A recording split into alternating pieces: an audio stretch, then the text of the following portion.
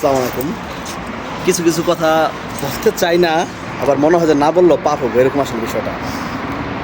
পরশুদিন সাকিব আল হাসান সাবেক প্রধানমন্ত্রী শেখ হাসিনার জন্মদিনের শুভেচ্ছা জানা একটা পোস্ট করছে।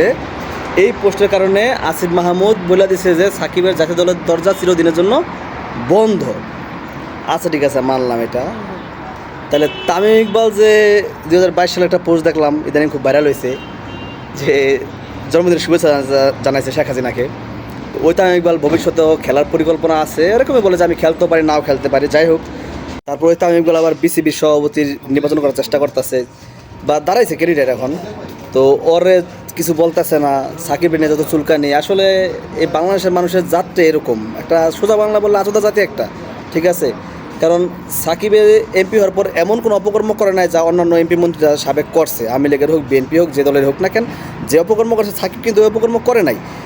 এমনকি খুন করছে সবাই জানে, বা হত্যা মামলার আসামি, 14 বছর জেল খাটা আসামি বাইর হয়েছে, এদের নিয়ে মানুষ নাচতেছে।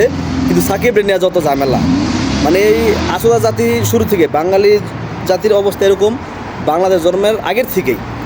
রবীন্দ্রনাথ ঠাকুর বলছে যে মূর্খের দেশে কিসের বিশ্ববিদ্যালয়। ওই বিশ্ববিদ্যালয়, ঢাকা বিশ্ববিদ্যালয়ে আপনার রবীন্দ্রনাথ ঠাকুরের জন্মদিন, মৃত্যুবার্ষিকী পালন করা হয়। আর এই বিশ্ববিদ্যালয়ের প্রতিষ্ঠাতা যে যে জায়গা দিছে স্যার সলিমুল্লাহ, তার মনে হয় বাংলাদেশের 90% মানুষই চিনে না। তো এই যে আমাদের দেশের অবস্থা। যাক, আমি একটা ক্রিকেটের অনেক বড় ফ্যান, বিশেষ করে সাকিবেরও আমি অনেক বড় ফ্যান।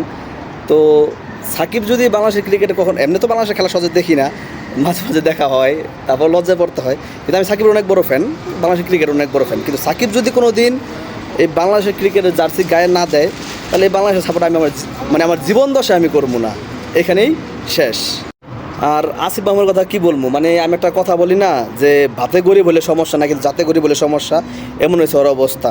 ওর তো যোগ্যতা নাই যে সাকিবের সাথে একটা সেলফি তোলার মতো, আর ও সাকিবরে ব্যান করে। যে কারণে ব্যান করছে, একই সেম কারণ তো তামিমেরও আছে। শুধু তামিম কেন, বাংলাদেশের কোন ক্রিকেটার সাবেক প্রধানমন্ত্রীর জন্মদিনের শুভেচ্ছা জানা নাই?